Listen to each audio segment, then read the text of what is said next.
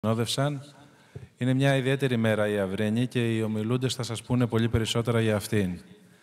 Εξ αριστερός μου είναι η κυρία Φλέσα, μια πολύ σημαντική δημοσιογράφος. Έχει ένα ρεκόρ που δύσκολα θα ξεπεραστεί. Εδώ και 23 χρόνια υπάρχει η μακροβιότερη εκπομπή στην ελληνική τηλεόραση που λέγεται «Στα άκρα» και μιλάει για τη γλώσσα της. Η ίδια είναι φιλόλογος, έχει σπουδάσει νομικά και έχει μια πολύ συνεπή πορεία σε ό,τι μέχρι τώρα έχει υπερασπιστεί για την ελληνική γλώσσα. Εκ δεξιών μου είναι καθηγητής στο Πανεπιστήμιο, αναπληρωτής καθηγητής, ο Βασίλης Ολέτσιος, ο οποίος έχει πάρα πολλές δημοσιεύσεις, ασχολείται κυρίως με τη γλώσσα μέσω της ποίησης ή την ποίηση μέσω της γλώσσας, θα μας πει ο ίδιος περισσότερα, και διαδικτυακά τον άφησα τελευταίο, είναι ο προτεργάτης της καθιέρωσης της Παγκόσμιας ημέρας ελληνικής γλώσσας, ο καθηγητής στο Πανεπιστήμιο της Ιταλίας, Νότιας της Ιταλίας, Γιάννης Κορίνθιος, με τον οποίο και θα ξεκινήσουμε σε λίγο την εκδήλωσή μας, αφού πρώτα μας πει δύο λόγια ο πρίτανης του Ενιού Πανεπιστημίου, που σε συνεργασία με το φορέα της ΑΧΕΠΑ έχουμε αυτή την εκδήλωση. Αγαπητέ κύριε Πρίτανη, φίλε Ανδρέα.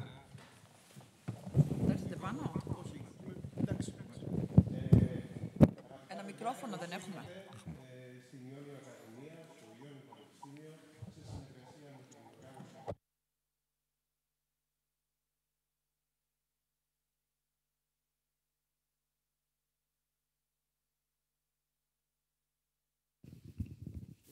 Συζητάμε για ελληνική γλώσσα. Ελληνική γλώσσα, το οποίο πέρα από εργαλείο επικοινωνίας για να μπορούμε να επικοινωνούμε με τους τριγύρω μας διαχρονικά, εδώ και χιλιετίες, είναι ένα εργαλείο με βάση το οποίο έχει εξελιχθεί ο πολιτισμός, ο ανθρώπινος πολιτισμός σε όλη την Ιφίλιο και έχουμε καταφέρει να κεφαλαιοποιήσουμε γνώσεις, εμπειρίες μέσω της επικοινωνίας για να φτάσουμε σε αυτό που ζούμε σήμερα. Η γλώσσα είναι ένας ζωντανός οργανισμός, εξελίσσεται και εσείς, η δική σας γενιά θα εξελιχθεί, δεν πρέπει όμως ποτέ να ξεχνάμε τις ρίζες της, από πού προέρχεται και πώς έχουμε φτάσει σε αυτό το σημείο. Καλή επιτυχία στη σημερινή διοργάνωση, περιμένουμε να σας ακούσουμε. Ευχαριστούμε πολύ κύριε Πρίτανη.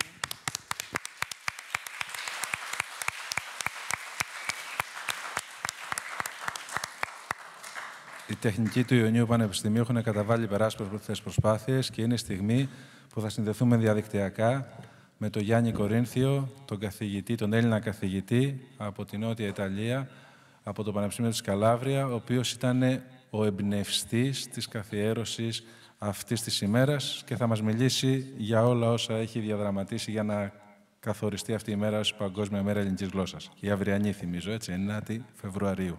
Ένα χειροκρότημα, παιδιά, για τον κύριο Κορίνθιο.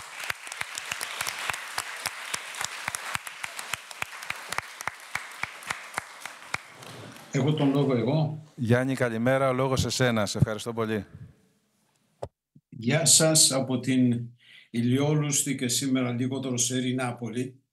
Πρέπει να πω ότι οι μέρες όταν πλησιάζει η 9η Φεβρουαρίου εδώ στην Νάπολη είναι πάντα ωραίες και ιδίως το πρωί όταν ανατέλει ο ήλιος ο ηλιάτορας πίσω από τον κρατήρα του Βεζούβιου. Από το 2016 που αρχίσανε τα κλασικά λύκεια της Νάπολης να γιορτάζουν την ελληνική γλώσσα και τον ελληνικό πολιτισμό, η 9η Φεβρουαρίου ήταν πάντα φωτεινή και ηλιόλουστη. Είναι όμορφα, σας λέω, όταν χαράζει έτσι αυτή η μέρα εδώ στον κόλπο της Νάπολης. Μου θυμίζει λίγο Αιγαίο, μια και εγώ κατάγομαι από την Τύρο. Ευχαριστώ την ΑΧΕΠΑ, το Ιόνιο Πανεπιστήμιο και την Εφορία Αρχαιοτήτων Κέρκυρας που με συμπεριέλαβαν σε αυτή την εκδήλωση, η μέρα τιμής για την ελληνική γλώσσα. Είμαι χαρούμενος που βρίσκομαι σήμερα σε αυτή την εκδήλωση μαζί με τους μαθητές και τους καθηγητές της δευτεροβάθμιας εκπαίδευσης της Κέρκυρας. Ευχαριστώ τον κύριο Δημητρόπουλο που μου έδωσε αυτή την ωραία ευκαιρία να βρεθώ σήμερα κοντά σας και σε αυτό το πάνελ μαζί με την κυρία Φλέσα και τον καθηγητή κύριο Λέτσιο. Η 9η Φεβρουαρίου, η μέρα τιμής του εθνικού ποιητή Διονύσιου Σολωμού, καθιερώθηκε ως ημέρα τιμής για την ελληνική γλώσσα το 2017. Ο εθνικός μας ποιητής Διονύσιος Σολωμός θεμελίωνε το γλωσσικό του πιστεύω στο συνδυασμό δύο λέξεων, γλώσσα, ελευθερία. Αυτή η 9η Φεβρουαρίου είναι όμως και επέτειος της γεννήσεως του Φόσκου και αυτός από τη Ζάκυνθο. Αυτοί οι δύο επτανήσοι προσέφεραν πολλά στα γράμματα. Η γλώσσα είναι φορέας αξιών και αποτελεί το σημαντικότερο στοιχείο της πολιτιστικής ταυτότητας ενός λαού. Είναι ο ακρογωνιαίος λίθος της ταυτότητας. Για να ξέρουμε πού πηγαίνουμε πρέπει να ξέρουμε από πού ερχόμαστε. Η γλώσσα κάθε λαού λοιπόν αποτελεί το σημαντικότερο πολιτιστικό μνημείο πάνω στο οποίο βρίσκεται αποτυπωμένη ανεξίτηλα όλη η ιστορία του λαού.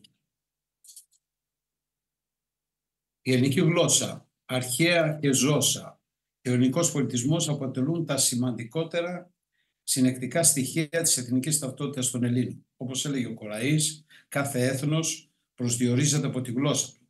Η γλώσσα που μιλάμε μας αυτοπροσδιορίζει.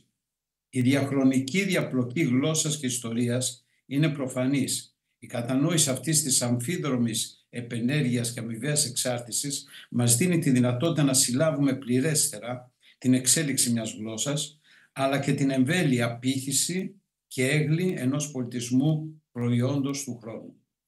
Και την κοινή ελληνική λαλιά, ως μέσα στην Βακτηριανή την πήγαμε, ως τους Ινδούς, Καβάφης.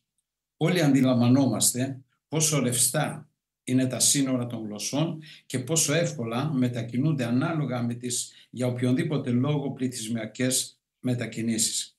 Κάθε λαλιά διαθέτει σύνορα νοητά που διαστέλνονται και συστέλνονται. Πρώτα μετατίθενται φυσικά τα πολιτικά σύνορα και μετά με πολύ βραδύτητα οπισθοχωρούν και τα σύνορα μιας γλώσσας. Η Ελλάδα και η Ιταλία μοιράστηκαν και μοιράζονται ένα κοινό πεπρωμένο. Έδωσαν τον πολιτισμό στον δυτικό κόσμο. Το μέλλον μας είναι κοινό και σχετίζεται με τις δυνατές ταυτότητές μας σε ένα παγκοσμιοποιημένο κόσμο όπου άλλοι πολιτισμοί και άλλες παραδόσεις ανταγωνίζονται και για να έρθουν στο προσκήνιο. Τα γεωγραφικά σύνορα της γλώσσας μας άρχισαν να συρρυκνώνονται στη Νότια Ιταλία από το 1300 και εξής, υποχωρώντας μοιραίως στο Ιόνιο. Αυτή τη μετατόπιση των γλωσσικών συνόρων της ελληνικής με έφερε ο Καβάφης στους Ποσειδονιάτες του, όπου συνθέτει τον επιτάφιο ύμνο της γλώσσας Ελλήνων απίκων στην αρχαία Ποσειδονία. Όσοι εντός και εκτός Ελλάδος έχουμε το ευτύχημα τη γλώσσα να μας την έχουν δώσει ελληνική, καλό είναι λοιπόν να έχουμε στο νου μας το πάθημα αυτό των Ποσειδονιατών. Στην ευρύτερη Νότια Ιταλία και όχι μόνο στις δύο ελληνόφωνες νησίδες, η πολιτισμική ταυτότητα έχει παραμείνει βασικά ελληνική. Η ελληνική εξελίχθηκε μέσα σε ιδιάζουσες συνθήκες και έδωσε δύο ιδιόρυθμες διαλέκτους, τα γρεκάνικα στην Καλαβρία και το γκρίκο στην Απουλία. Σε δύο μοναδικές στον κόσμο οάσεις γλωσσικής και πολιτισμικής επιβίωσης τοπονημίων, τραγουδιών, παραδόσεων και θύμων. Η ελληνική επέδρασε βαθιά και σημάδευσε τις ρωμανικές διαλέκτους και την ιταλική που μιλιέται στη Νότια Ιταλία. Στη Νότια Ιταλία οι ντοπιολαλιές απηχούν το διαχρονικό ελληνικό λόγο. Η γλωσσική και πολιτιστική επαφή συνέθεσε εν μέρη έναν υβριδιακό κώδικα επικοινωνίας. Στη Νότια Ιταλία του 21ου αιώνα οι ελληνόφωνοι της Απουλίας και της Καλαβρίας είναι οι ακρίτες και οι θεματοφύλακες των άκρων της ελληνογλωσσίας. Η Ιταλία παραμένει στην Ευρώπη η χώρα με τα περισσότερα πανεπιστήμια όπου διδάσκονται συστηματικά και τα αρχαία και τα νέα ελληνικά, αλλά και η χώρα με τα περισσότερα κλασικά λύκεια. Ναι, δεν έχουν καταργηθεί τα κλασικά λύκεια στην Ιταλία και είναι τα φυτόρια των Φιλελλήνων. Το Υπουργείο Παιδείας της Ιταλίας δρομολόγησε μάλιστα πριν λίγα χρόνια και το πλαίσιο για τη διδασκαλία της νεοελληνικής στη δευτεροβάθμια εκπαίδευση. Στην Ιταλία, ο θαυμασμός της ελληνικής αρχαιότητας συντηρεί αυτό το ενδιαφέρον για την ελληνική γλώσσα. Οι καθηγητές των κλασικών λυκείων συνεισφέρουν σημαντικά στην τόνωση του ενδιαφέροντος για την ελληνική γλώσσα και την ελληνική παιδεία.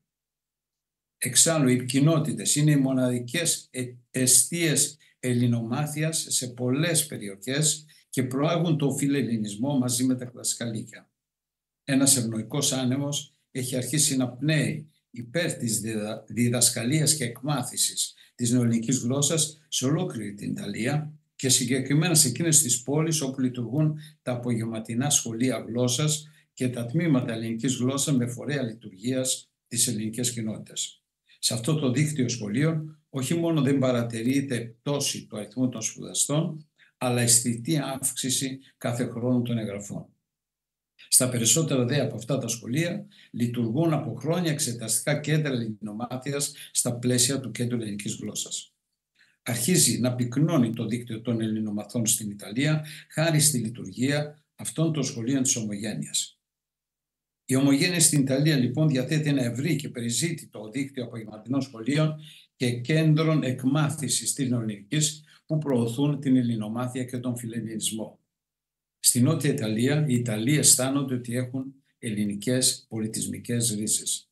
Έχουμε μέσα στο κεφάλι μας την Ελλάδα, γιατί είμαστε απόγονοι του πολιτισμού της, έλεγε τελευταία στην τηλεόραση ο Ιταλός πανεπιστημιακός Σαλβατόρε Σέτης. Και όπως έλεγε ο Ρόλφς, που είχε σπουδάσει τα γρεκάνικα στην Καλαβρία, στη Νότια Ιταλία δεν είναι μόνο αναρρύθμιτες λέξεις ελληνικές που έχουν διεισδύσει μέσα στις ντόπιες διαλέκτους και χρωματίζουν το λόγο και του πιο ταπεινού και αναλφάβητου χωριάτη. Στις νότιες ρωμανικές διαλέκτους διακρίνουμε τη βαθιά επίδραση ενός διαχρονικού ελληνικού γλωσσικού κώδικα. Όταν κοιτάξει κανείς βαθιά μέσα στη γλώσσα που μιλάει καθημερινά, σίγουρα θα ανακαλύψει κάτι το ελληνικό. Και αυτό όχι μόνο στην Ιταλία. Οι φιλελληνικοί φορείς μπορούν να συνεισφέρουν σημαντικά στην τόνωση του ενδιαφέροντος για την ελληνική γλώσσα. Δεν είναι τυχαίο ότι ιδρύθηκε πριν 10 χρόνια στην Ιταλία η Φιλελληνική Εταιρεία. Δεν είναι επίσης τυχαίο ότι από την Νάπολη είχε ξεκινήσει η προσπάθεια για την καθιέρωση μιας παγκόσμιας ημέρας της ελληνικής γλώσσας και του ελληνικού πολιτισμού. Και είναι αυτή η περιραίουσα φιλελληνική ατμόσφαιρα της Ιταλίας που με ενέπνευσε στις 17 Ιουνίου του 2014 να υποβάλω τη συγκεκριμένη πρόταση της καθιέρωσης. Πρωτοβουλίες και δράσεις σαν αυτές σφυριλατούν τους πολιτισμικούς δεσμούς μεταξύ Ελλάδος και Ιταλίας και ενισχύουν τις σχέσεις καλής γειτονίας και ανταλλάσσουν καλές πρακτικές με όχημα την παιδεία. Ήμουνα και είμαι πεπισμένος ότι η καθιέρωση αυτής της παγκόσμιας ημέρας θα έχει αλυσιδωτές επιπτώσεις στην αναβάθμιση του διαχρονικού ελληνικού πολιτισμού σε διεθνές επίπεδο, ιδιαίτερα σήμερα με δεδομένη την τάση συρρίκνωσης και συμπίεσης των μικρών γλωσσών. Η κινητοποίηση από το 2014 για την καθιέρωση της Παγκόσμιας ημέρας απέβλεπε στη στήριξη και διάδοση της ελληνομάθειας και του φιλελληνισμού. Η διαδικασία για την καθιέρωση της Παγκόσμιας ημέρας από την UNESCO πρέπει να ξεκινήσει όπως προέβλεπε η ΚΙΑ του 2017. Η επίτευξη αυτού του στόχου θα ευωδώσει την περαιτέρω προβολή και ενίσχυση της ελληνομάθειας σε όλα τα μήκη και τα πλάτη της γης.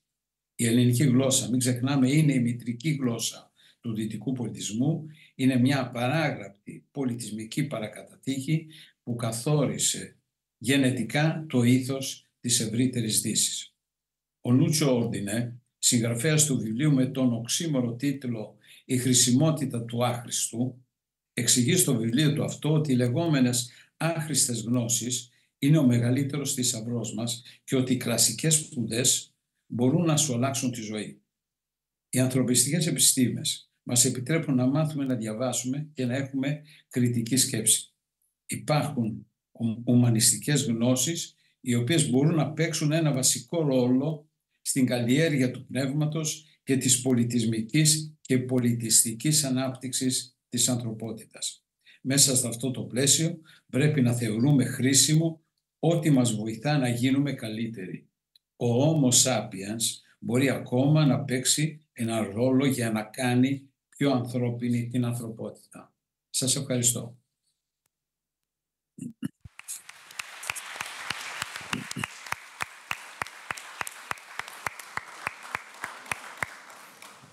Κύριε Κορίνθε, αγαπητέ φίλε Γιάννη, άνθρωποι σαν εσένα τιμούν την πατρίδα όπου και αν βρίσκονται και εύχομαι σύντομα με τη βοήθεια πολύ γνωστών ανθρώπων που πλαισιώνει πια αυτή την προσπάθεια για την καθιέρωση στην UNESCO της Παγκόσμιας ημέρας ελληνικής γλώσσας, το όραμά σου να γίνει πραγματικότητα.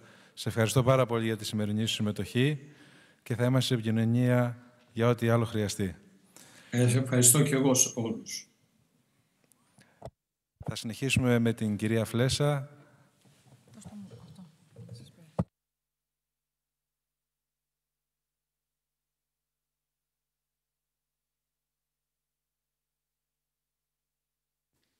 Καλημέρα σας, κύριε καθηγητά.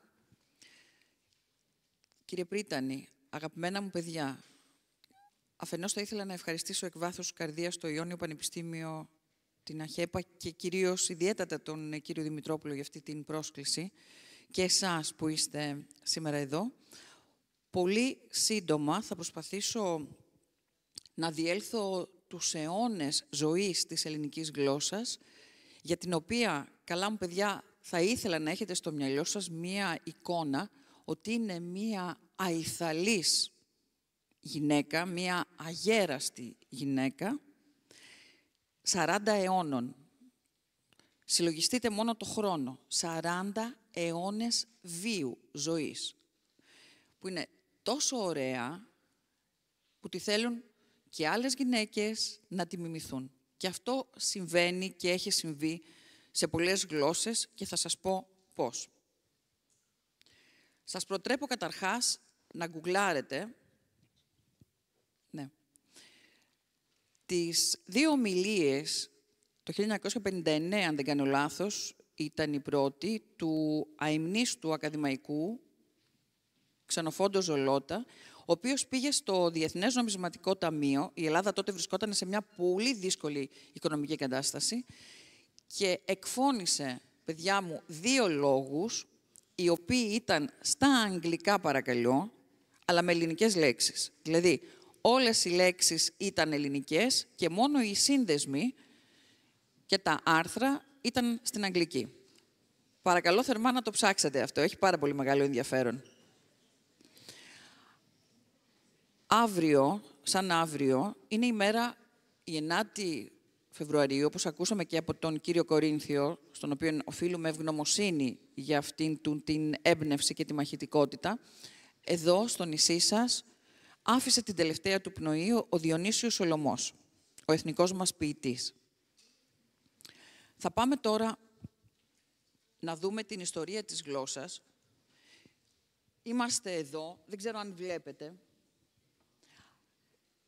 Πάμε να δούμε λίγο τι είναι η γλώσσα. Η γλώσσα είναι ένα σύστημα επικοινωνίας μεταξύ των ανθρώπων και όχι μόνο όμως ένα σύστημα επικοινωνίας μεταξύ των ανθρώπων, αλλά είναι ο τρόπος με τον οποίο σκεφτόμαστε.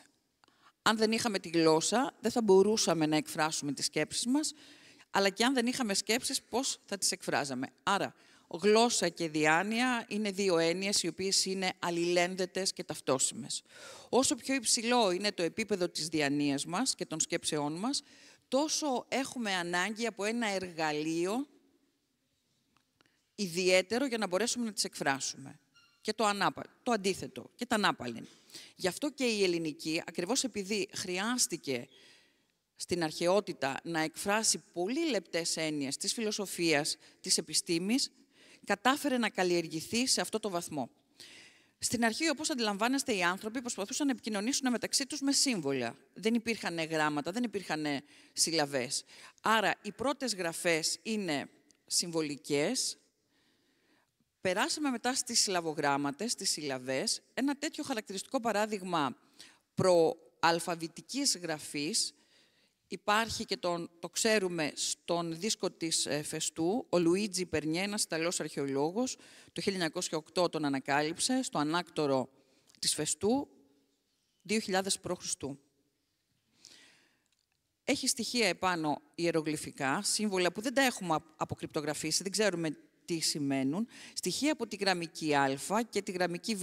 Είναι και αυτές γλώσσες που δεν θυμίζουν σήμερα κάτι σε εμάς, δεν μπορούμε να τις καταλάβουμε, γιατί έχουν σύμβολα. Έχουμε όμως την ευτυχία, επίσης, όπως βλέπετε εδώ, ο αρχαιολόγος, θα τον έχετε ακούσει, ο Evans, έκανε και αυτός ανασκαφές στη Μινωική Κρήτη και αρχίζει και βγάζει πλάκες με την γραμμική γραφή α. Σύμβολα δηλαδή, τα οποία τα βλέπετε εδώ, αριστερά, επάνω στην πινακίδα αυτή. Ήταν πινακίδες τις οποίες τις χάραζαν με αιχμηρά, όπως αντιλαμβάνεστε, γραφίδες, ξύσματα έκαναν και μετά έψιναν τις πλάκες αυτές, ήταν από πυλό, στο φούρνο για να μπορεί να διατηρείται η γραφή. Σκεφτείτε δηλαδή ένα ζυμάρι με πυλό, παίρναμε ένα αιχμηρό αντικείμενο, γράφαμε πάνω αυτό που θέλαμε και μετά το ψήναμε για να μείνει. Τι θα ήθελα να μείνει, παιδιά? Κυρίως πράγματα που αφορούσαν το αστικό δίκαιο, για όσους ενδιαφέρονται για την νομική δηλαδή. Ότι αυτό είναι δικό μου, αυτό το αφήνω στο παιδί μου, αυτό το χωράφι θα πάει εκεί, αυτός πλήρωσε αυτά, αυτός χρωστάει τόσα. Δηλαδή, καθαρά καταστάσεις που αφορούσαν τους πολίτες και όχι, όπως αντιλαμβάνεστε, τον πολιτισμό, τη φιλοσοφία, τη λογοτεχνία. Τουλάχιστον η γλώσσα στην αρχή αυτό ήταν. Συγγνώμη. Έχουμε τη γραμμική α, λοιπόν, στην Μινωική Κρήτη. Δεν έχει αποκρυπτογραφηθεί, δεν έχουμε καταλάβει δηλαδή τι γράφει αυτή η γραφή. Και έχουμε και τη γραμμική β, τη Μικηναϊκή, στις Μικήνες. Μα θα πείτε πώς πάει μία άλλη γραφή στις Μικήνες. Ξέρετε ότι οι Έλληνες είμαστε ναυτικός λαός, υπήρχε πολύ μεγάλη κίνηση ναυτική, θαλασσοκρατορία των Ελλήνων. Θα έχετε μάθει στο Θουκυδίδη, ο οποίος μας λέει «Μήνος γαρ παλέτατος ον το ναυτικό». Ο Μήνος, ο βασιλιάς των Κρητών, των Μινωητών, ήταν ανέκαθεν, είχε πάρα πολύ μεγάλη δύναμη στη θάλασσα. Η ναυτοσύνη των Ελλήνων, λοιπόν, φέρνει τη γραμμική β στις Μικήνες και έχουμε την Μικηναϊκή, τη γραμμική β από τον 17ο ως τον 13ο αιώνα. Αυτή είναι η γραμμική, παιδιά. Μπορείτε να καταλάβετε ότι αυτά τα σύμβολα είναι δύσκολο βέβαια. Θα πείτε, μα πώς καταφέρανε και τα αποκρυπτογράφησαν, πώς καταφέρανε να καταλάβουν ότι από αυτό το σύμβολο που είναι ένας σταυρός δηλώνεται, ας πούμε, το ρο και το όμικρον. Αυτή τη γνώση την οφείλουμε σε αυτόν τον καταπληκτικό τύπο που βλέπετε, τον Μάικλ Βέντρις, ο οποίος ήταν εραστέχνης Άγγλος γλωσσολόγος. Αυτός είχε μελετήσει πάρα πολύ τα σήματα Morse, του άρεσε πολύ να αποκρυπτογραφεί κώδικες. Το επάγγελμά του ήταν αρχιτέκτονας, οι αρχιτέκτονες είναι σοφοί άνθρωποι. Το 1952, λοιπόν, μαζί με ένα άλλο καταπληκτικό κύριο, τον John Chadwick, καθηγητής κλασικής φιλολογίας, προσέξτε, στο Cambridge, αυτός, καταφέρνουν να μας μάθουν τι έγραφαν, λοιπόν, οι Μικηναίοι στη γραμμική β. Άρα, ξέρουμε τη γραμμική β, την έχουμε αποκρυπτογραφήσει και τώρα όλοι τρέχουν να αποκρυπτογραφήσουν τη γραμμική α. Θέλω να σας πω και να το έχετε πολύ καλά μέσα στο μυαλό σας, να είσαστε πάρα πολύ υπερήφανες και υπερήφανοι ότι οι Έλληνες εμείς ανακαλύψαμε το αλφάβητο. Ναι, εμείς εφήβραμε για την ακρίβεια το αλφάβητο. Τι σημαίνει αυτό? Βλέπετε εδώ πέρα τη λεκάνη της Μεσογείου. Είναι αυτές οι διαδρομές ναυτικές που σας είπα νωρίτερα με τα καράβια που πήγαιναν, μετέφεραν προϊόντα και αγαθά. Και έχει αναπτυχθεί το εμπόριο. Ανεπτυγμένο εμπόριο σημαίνει ανάγκη για γλώσσα καλλιεργημένη, για να μπορεί να εκφράσει πολλές έννοιες. Και όπως βλέπετε εκεί στην Κύπρο μας απέναντι, είναι η περιοχή των Φινίκων. Οι Φίνικες ήταν και αυτοί λαμπροί ναυτικοί. Στη Σιδώνα και την Τύρο, λοιπόν, εκεί υπάρχει ένα αλφάβητο, το οποίο το βλέπετε αριστερά. Είναι ο 10ος αιώνας π.Χ. Παιδιά, πηγαίνετε πίσω, μιλάμε για 30 αιώνες πίσω. Σκεφτείτε το λίγο, 30 αιώνες πίσω από τώρα που είμαστε εδώ. Και εδώ έχουμε μόνο σύμφωνα, παιδιά. Όλα αυτά που βλέπετε είναι σύμφωνα, Δεν υπάρχει φωνή, Οπότε αμέσως λες, και καλά, πώς μιλούσανε με τα σύμφωνα, πώς μπορούσε να καταλάβει κάποιος λάμδα, γάμα, σίγμα, 3 σύμφωνα μαζί, τι σημαίνει? Σημαίνει λόγος, σημαίνει λέγεις, σημαίνει λυγής. Τι σημαίνει? Τι σημαίνει νη, μη, σίγμα, νόμος, νεμής, νομάς, δύσκολο. Άρα, τι σημαίνει αυτό? Όταν δεν μπορούν πολλοί άνθρωποι να καταλαβαίνουν, η γνώση, η γραφή, είναι προνόμιο των λίγων. Έρχονται λοιπόν οι Έλληνες, το 10ο αιώνα π.Χ., Εμείς το κάναμε αυτό, να είσαστε πάρα πολύ υπερήφανοι για την πατρίδα μας και προσθέτουμε τα φωνήεντα. Και η γραφή, λοιπόν, είναι πλέον σαφέστατη. Είναι άλλο ο νόμος, άλλο το νέμεις, άλλο ο λόγος, άλλο το λέγεις. Εμείς βρήκαμε το α, το όμικρον, το ε, το ου της διφθόγκους. Να σας πω ότι στη 12άπολη της Ιωνίας, γιατί η Ελλάδα δεν ήταν, αγαπημένα μου παιδιά, αυτό που είναι σήμερα ο ελλαδικός χώρος. Η Ελλάδα εξαπλωνόταν τότε και στην άλλη πλευρά του Αιγαίου, εκεί που σήμερα είναι η Τουρκία. Εκεί λοιπόν έχουμε τον πρώτο ελληνικό αποικισμό. Μιλάμε για 11ο αιώνα, 9ο αιώνα. Γιατί όπως κατεβαίνουν τα φύλλα στον ελλαδικό χώρο από το βορρά, όταν έρχονται οι καινούργοι, διώχνουν τους παλιούς. Φεύγουν οι άνθρωποι από τον ελλαδικό χώρο και πηγαίνουν και οικούν απέναντι, που είναι η Μικρά Ασία. Άρα η παρουσία των Ελλήνων στη Μικρά Ασία, και θα έχετε μάθει στην ιστορία για τους προσοκρατικούς, για το Θαλίτο Μιλήσιο, για τον Όμηρο, ο οποίος εκεί είναι. Τα ομηρικά έπι, η Ιλιάδα και η Οδύσσεια γράφονται σε αυτή τη γλώσσα, την Ιωνική, με στοιχεία από την Αιωλική και κάποια ελάχιστα στοιχεία από την Δωρική. Πολύ λίγα. Κοιτάξτε να δείτε, επειδή ο ελλαδικός χώρος τότε ήταν κατακερματισμένος, γιατί δεν είχαμε μια μεγάλη πατρίδα όπως έχουμε σήμερα, υπήρχαν τα κράτη-πόλεις. Δηλαδή ήταν άλλο η Αθήνα, ήταν άλλο η Σπάρτη, άλλο ήταν η Θήβε, διαφορετικά ήταν τα πράγματα επάνω στην Αμβρακία, όπως βλέπετε, στην Ολυμπία, στην Πύλο. Άρα μιλούσαν διαφορετικές διαλέκτους, όχι διαφορετικές γλώσσες, διαφορετικές διαλέκτους. Θα σας φέρω ένα απλό παράδειγμα. Στη Δωρική, αντί για ήτα, είχαν αλφα. Άρα λέγανε, αντί για σελήνη, σελάνα. Ήτανε τέτοιες μικρές διαφορές. Πολύ μικρές διαφορές. Είχαν επίσης οι γλώσσες τότε δασίτητα.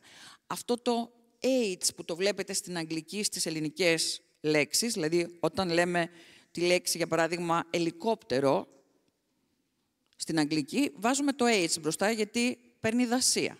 Όταν λέμε τη λέξη ήλιος, βάζουμε, ή όταν λέμε τη λέξη Ελλάς, αυτό το H που βλέπετε μπροστά είναι η δασία και το έλεγαν Hellas. Υπήρχε αυτό το η άχνα. Έχουμε λοιπόν την Ιωνική, την Αιωλική, την Αχαϊκή διάλεκτο, την Αρκαδοκυπριακή. Και βλέπετε, το κίτρινο είναι η Ιωνική, η Αιωλική. Βλέπετε το μοβ, αν το λέω σωστά, είναι η Ιωνία, η Έφεσος, η Μίλητος. Όπου βλέπετε μοβ και η Εύβοια είναι η Ιωνική διάλεκτος. Η Ιωνική διάλεκτος ήταν αυτό που κυρίως μετά επηρέασε την Αττική. Και όπως σας είπα, εγγράφησαν και τα δύο έπι του Ομήρου. Το εγγράφησαν δεν είναι σωστό ρήμα. Τα έπι του Ομήρου εψάλλοντο. Γι' αυτό θα έχετε μάθει τους αηδούς, τους ραψοδούς, δηλαδή είχαν τις κιθάρες τους, τις άρπες τους, τις λύρες και έψελναν. Και αυτό που έψελναν ως άκουσμα, που ήταν μία εναλλαγή μακρών και βραχιών φωνήεντων, είναι σήμερα η βυζαντινή μας μουσική. Η βυζαντινή μας μουσική, αυτό που ακούτε όταν πηγαίνετε στην εκκλησία, το γενναίε πάσε, το γλυκί μου έαρ, τα τροπάρια, έτσι όπως σήμερα ψέλνονται στις εκκλησίες μας, παιδιά μου, είναι όπως οι ραψοδοί έψαλναν τις ραψοδίες του Ομήρου, τα έπιτα ομηρικά. Προσέξτε τώρα να δείτε τι συνέβη και πώς, ακούσατε τον κύριο Κορίνθιο, από την Κίμη της Ευβοίας, δηλαδή από την Εύβοια, τη Χαλκίδα, ξέρετε το νησί που ευρίσκεται επάνω από την Αττική, φεύγουν οι Χαλκιδείς, οι Ευωείς, παίρνοντας μαζί τους το αλφάβητο, το οποίο το βλέπετε αριστερά, και πηγαίνουν, αγαπημένα μου παιδιά, πού? Στη δυτική πλευρά της Ιταλίας, έχοντας μαζί τους το αλφάβητο, το ελληνικό αλφάβητο. Έτσι λοιπόν, πηγαίνουν στην Κίμη, την Νάπολη, ακούσαμε τον κύριο Κορίνθιο, και ιδρύουν αποικίες. Γι' αυτό και υπάρχει αυτή η πολύ στενή σχέση με την Ιταλία. 8ος αιώνας π.Χ. Πριν από 28 αιώνες, 29 για την ακρίβεια, είμαστε στον 21ο. 22ο έχουμε πει. Προσέξτε να δείτε τι συμβαίνει εκεί, λοιπόν.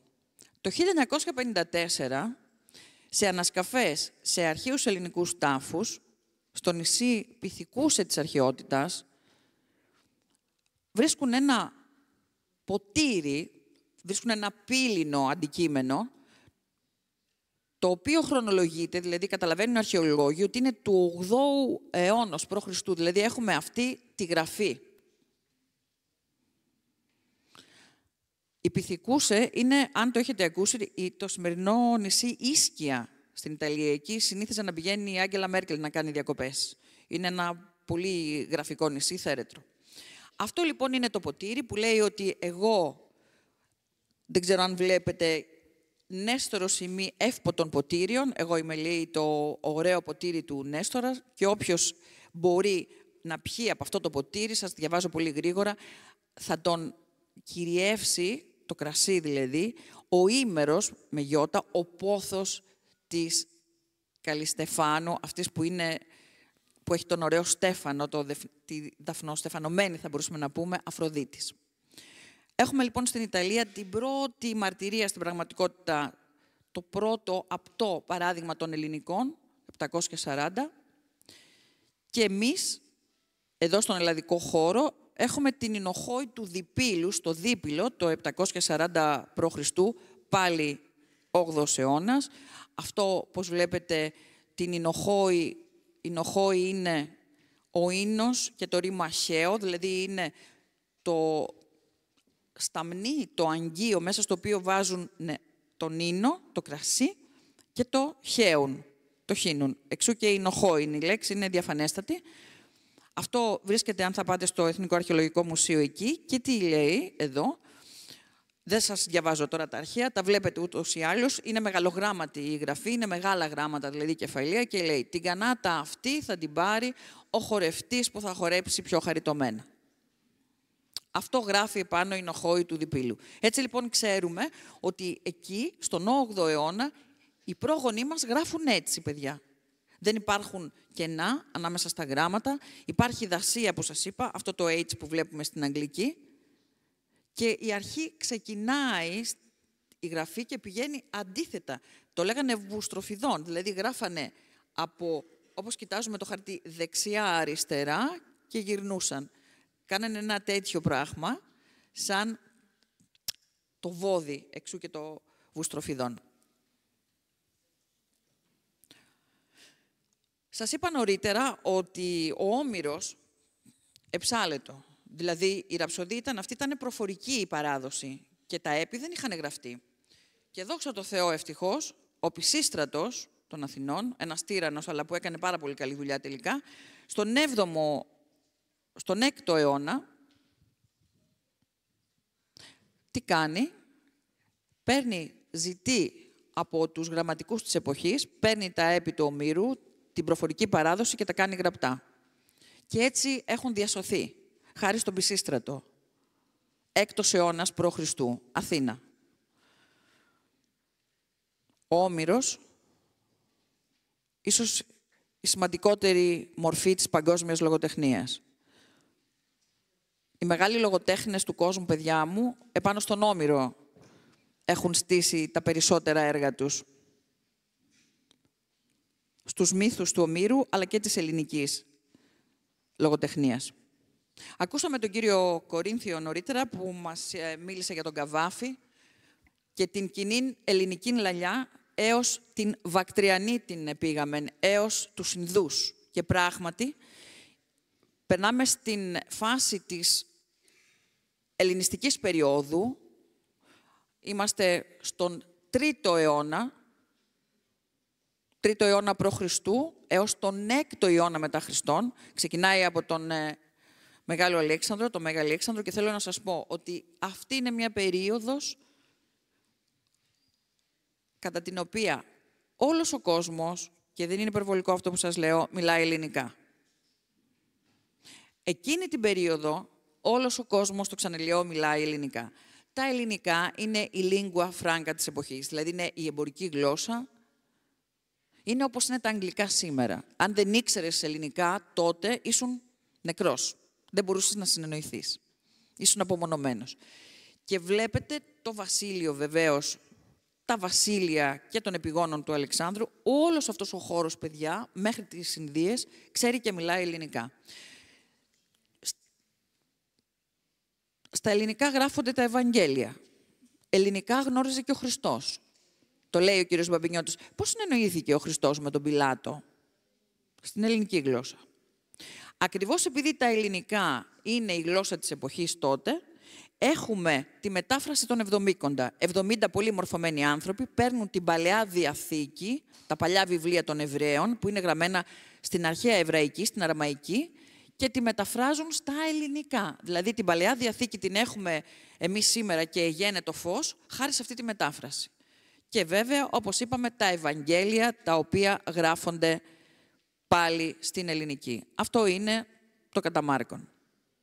Γραμμένα στα ελληνικά τα Ευαγγέλια. Τα 4 Ευαγγέλια που ακούμε στην Εκκλησία είναι γραμμένα στα ελληνικά, το ξαναλέω. Δεν είναι μεταφρασμένα, έχουν γραφεί 40 χρόνια μετά το θάνατο του Χριστού στα ελληνικά, 40-70 χρόνια. 3 φωτεινές, οι Άγιοι της Ορθοδοξίας, οι Άγιοι Πατέρες, φωτεινές μορφές του Πνεύματος, οι 3 ιεράρχες, ο Μέγας Βασίλειος, ο Ιωάννης ο Χρυσόστομος και ο Γρηγόριος, ο Θεολόγος, είναι οι άνθρωποι οι οποίοι, και θέλω να το ξέρετε, δεν είναι μόνο η εορτή που συνδέουν την αρχαία μας ελληνική παράδοση με την Ορθοδοξία. Είναι οι άνθρωποι αυτοί οι οποίοι, επειδή έχουν θητεύσει στη Φιλοσοφική Σχολή των Αθηνών, παίρνουν την αρχαία γνώση και τη φέρνουν μέσα στην Ορθοδοξία.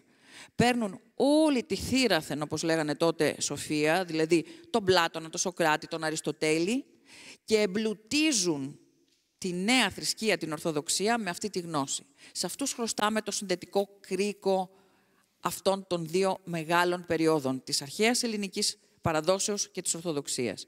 Και αν θα προσέξετε, πάρα πολλά στοιχεία που έχει η Θεία Λειτουργία, είναι πολύ μεγάλη συζήτηση αυτή, δεν μπορούμε να την κάνουμε τώρα, έχουν σχέση μορφολογικά με το πώς στείνεται η αρχαία ελληνική τραγωδία. Αν πάτε να παρακολουθήσετε μια αρχαία ελληνική τραγωδία, θα δείτε ότι έχουμε πάρα πολλά στοιχεία. Έχουμε τη Θυμέλη, την Αγία Τράπεζα, έχουμε τον Ιπποκριτή, τον ιερέα, ο οποίος βγαίνει, μας διηγείται το μυστήριο, το δράμα του Κυρίου, όπως και η τραγωδία διηγείται με βάση τον αριστοτελικό ορισμό ένα δράμα. Έχουμε τους ψάλτες, όπως και στην τραγωδία έχουμε τα στάσιμα και το χορό.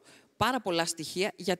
Γιατί ο Μέγας Βασίλειος, ο Ιωάννης ο Χρυσόστομος και ο Γρηγόριος ο Θεολόγος έγραψαν, παιδιά μου, τις λειτουργίες που ακούμε στην Εκκλησία κάθε Κυριακή, άρα είχαν επηρεαστεί από τη δομή της αρχαίας τραγωδίας.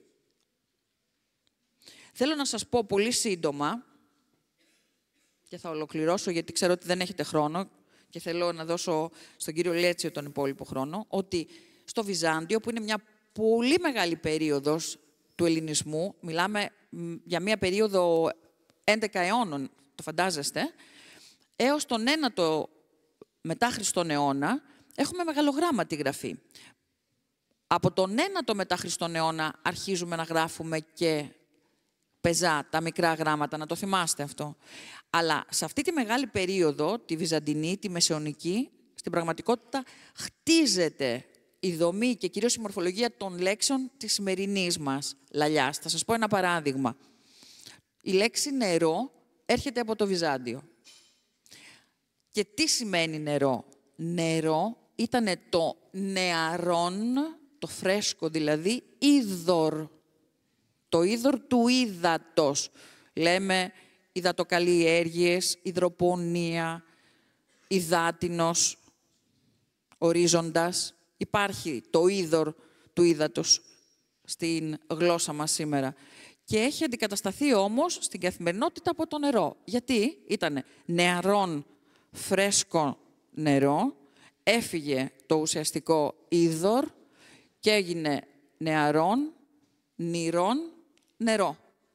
Δηλαδή, στην πραγματικότητα, όταν λέμε νερό, εννοούμε φρέσκο. Ότι μπορείς να το πιείς. Το βγάζω αυτή τη στιγμή από το πηγάδι και το πίνω. Και πολλά άλλα παραδείγματα.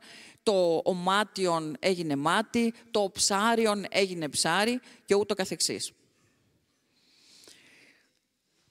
Κλείνοντας, θα ήθελα να σας πω ότι δεν υπάρχει μοναξιά στη γλώσσα και δεν υπάρχει μοναξιά στη γλώσσα γιατί είναι κατεξοχήν το κυρίαρχο χαρακτηριστικό της προσωπικότητάς μας. Οι άνθρωποι είμαστε γεννημένοι με το χάρισμα της επικοινωνίας και της διασύνδεσης μεταξύ μας. Το χάρισμα των δικτύων. Είμαστε όλοι κύτταρα ενός μεγάλου οργανισμού. Άρα, υπάρχει μια κοινή ρίζα, η Ινδοευρωπαϊκή οικογένεια, στην οποία θέλω να κοιτάξετε εδώ πόσο πολύ μοιάζουν οι λέξεις. Υπάρχουν πολλές λέξεις, θα σας πω 2 χαρακτηριστικές. Η λέξη πατέρας είναι μια βασική λέξη. Σανσκριτικά είναι πίτα, το βλέπετε. Το αρχαίο, το δικό μας, το ελληνικό, είναι ο πατήρ. Στα λατινικά είναι πάτερ, στα γερμανικά είναι φάτερ και στα αγγλικά father. Όλα αυτά προέρχονται από μία κοινή ρίζα. Θα πάμε και στη μητέρα, που είναι σανσκριτικά μάτα, ελληνικά η μήτηρ της μητρός, λατινικά mater, μούτα στα γερμανικά και mother στα αγγλικά. Υπολογίζουμε δηλαδή ότι αυτή ήταν μία περιοχή εκεί κοντά στον Κάφκασο. Από εκεί ξεκίνησαν οι λαοί, μοιράστηκαν στην Ευρώπη μιλώντας στην πραγματικότητα την ίδια γλώσσα. Ένα τελευταίο παράδειγμα, το αλάτι. Αλς, στον Όμηρο, παίρνει δασία. Από τον Όμηρο κιόλας, ο Αλμυρός, οι ενάλιες αρχαιότητες. Ο Υφάλμυρος, αλς, αλός, αλάτι. Salt, στα αγγλικά, αυτό το σίγμα χρειάζεται γιατί έχουμε δασία. Και salary, ο μισθός στα αγγλικά. Γιατί στο βορρά δεν υπήρχε αλάτι, το αλάτι ήταν πολύτιμο αγαθό και προκειμένου να πληρώνουν τους στρατιώτες, τους έδιναν μία χούφτα αλάτι για πληρωμή. Σας ευχαριστώ πάρα πολύ για την προσοχή σας και εύχομαι να ανταμώσουμε πάλι. Ευχαριστώ θερμά.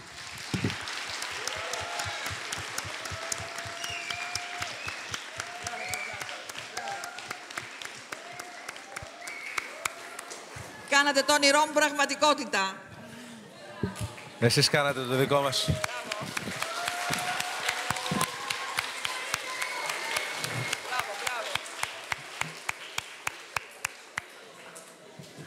Είναι σίγουρο ότι δεν μπορείτε να καταλάβετε το μέγεθος της ομιλίας της κυρίας Φλέσα και τη σπουδαιότητα του να έχετε μπροστά σας έναν άνθρωπο που μιλάει σωστά ελληνικά πάρα πολλά χρόνια.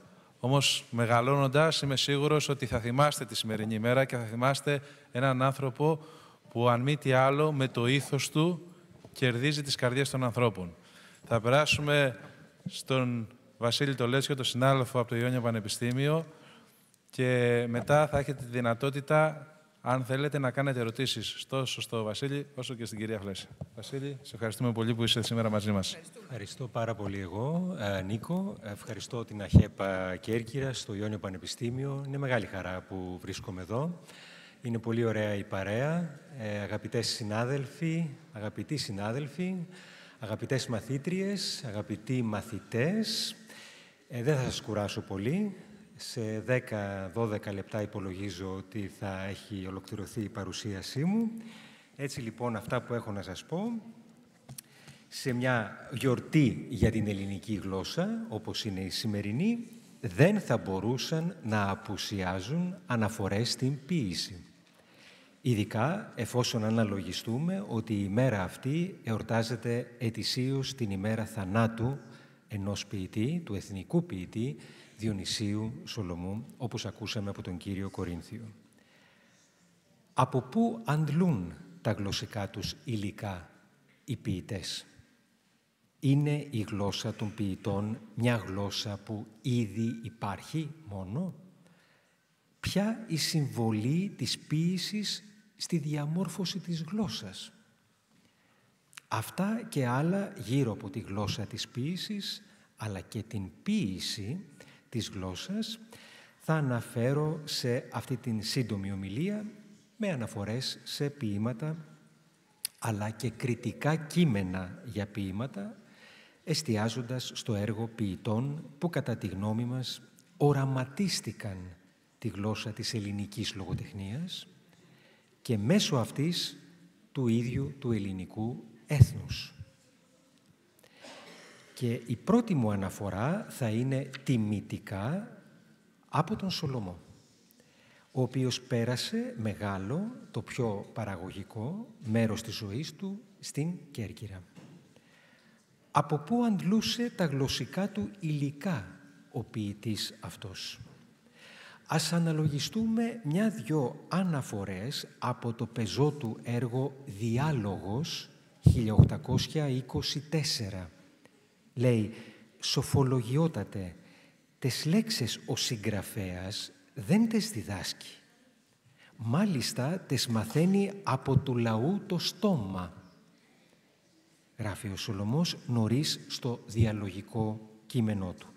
Όμως, με την ποίηση τουλάχιστον του Σολομού δεν είναι ακριβώς αυτό που συμβαίνει. Και όντως, πιο κάτω στο κείμενο το λέει πιο σωστά. Υποτάξου πρώτα στη γλώσσα του λαού και, αν είσαι αρκετός, κυρίεψέ την. Μάλιστα, εδώ φαίνεται καλύτερα τι κάνει ο ποιητής με την γλώσσα. Την κυριεύει και το εξηγεί. Παρακάτω, η μορφή των λέξεων όπου μεταχειρίζεται ο λαός δεν αλλάζεται από τον συγγραφέα. Πως κάθε λέξη για να λάβει ευγένεια δεν χρειάζεται άλλο παρά η τέχνη του συγγραφέα. Θα πω κι άλλα ως προς αυτό μέσω άλλων που μελέτησαν τον Σολομό. Ο Ιάκωβος Πολυλάς, κερκυραίος λόγιος, που επιμελήθηκε αλλά και ερμήνευσε το έργο του Σολομό. Γράφει ως προς το θέμα αυτό στα προλεγόμενα το 1859. Παραθέτω. Όχι από τη μηχανική προσέγγιση στην αρχαία, αλλά, προσέξτε τι ωραία διατύπωση, από το οργανικό ξετύλιγμα της νέας δύναται να μορφωθεί η φιλολογική μας γλώσσα. Και εις τούτο το έργον ο Σολομός, γράφει ο Πολυλάς, ήταν ακούραστος, σοφός παρατηρητής, με το ακίμητο, λεπτό, καλλιτεχνικό αίσθημα, πάλι η τέχνη μέσα, βλέπετε, άρπαζε από το στόμα του λαού το πνεύμα της ζωντανής φωνής, εις εκείνες τις φράσεις, τις οποίες παραβλέπουν όσοι δεν ευτύχησαν να έχουν τούτο το σπανιότατο φυσικό χάρισμα. Βεβαίως είναι χάρισμα. Και προσέξτε λίγο αυτή την αναφορά, και τεσεβάφτιζε, ως έλεγε, εις τη διπλή κολυμπήθρα του αισθήματος και της φαντασίας. Εδώ έγκυται ακριβώς η επεξεργασία της τέχνης του συγγραφέα. Αυτή η βάφτιση, η ευάπτισης στην κολυμπήθρα του αισθήματος και της φαντασίας.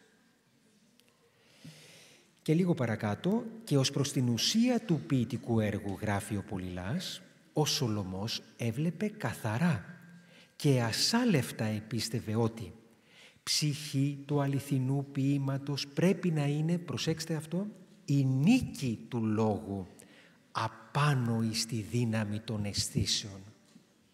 Δηλαδή πρέπει να βγει νικητής ο λόγος, να μην αφεθούμε πλήρως στις αισθήσεις, ούτε όμως και στη φαντασία. Εξού και αυτό που έλεγε πριν, να την κυριέψει τη γλώσσα. Θρίαμβος, λέει ο Πολυλάς, αληθινός, διότι ούτε θα στηρίζεται εις την στοική απάθεια, ούτε θα αναπαύεται, μολότι όχι ριζικός αντίθετο, εις την τυφλήν υποταγήν εις τη θεία θέληση, αλλά θα πηγάζει εις τον άνθρωπο από την υψηλή συναίσθηση της ηθικής του ελευθερίας. Και γιατί άλλο μίλησε ο Σολομός στα κείμενά του στα ποιητικά του κείμενα από την ηθική ελευθερία. Όχι την πολιτική, την ηθική ελευθερία. Και από την ανάγκη, λέει, να έβγει νικητής μέσα από τους πλέον γλυκούς πειρασμούς της καρδίας, από τον πλέον τρομερό αγώνα με την τυφλήν οργή των ανελευθέρων εχθρών του φωτός. Καλά, εδώ έχει αρκετές φιλοσοφικές προεκτάσεις που θα αποφύγω. Είναι από την γερμανική φιλοσοφία. Αλλού το λέει ο Σολομός ως εξής: η δυσκολία την οποία αισθάνεται ο συγγραφέας, ομιλώ για τον μεγάλο συγγραφέα, δεν στέκει στο να δείξει φαντασία και πάθος, αλλά στο να υποτάξει, να το πάλι το ρήμα αυτό, αυτά τα δύο πράγματα με καιρό και με κόπο εις το νόημα της τέχνης. Αυτή είναι η δυσκολία, να τυθασεύσει, να υποτάξει το παν, αισθήσεις, φαντασία, ώστε να έχει νόημα για κάποιους, για τους συγχρόνους του, για τους μεταγενέστερους. Και ο άλλος κερκυραίος λόγιος με το μεγάλο μεταφραστικό έργο, ο Γεώργιος Καλοσγούρος, αναφέρει πολλά αξιόλογα σε ανάλογο πνεύμα ως προς τη γλώσσα της ποίησης. Στο κριτικό του κείμενο «Κριτικέ παρατηρήσεις» 1890, αναφερόμενος στο μεγαλοπρεπές απόσπασμα του λεγόμενου «Κάρμεν Σεκουλάρε» του Σολομού, του όριμου Σολομού, γράφει.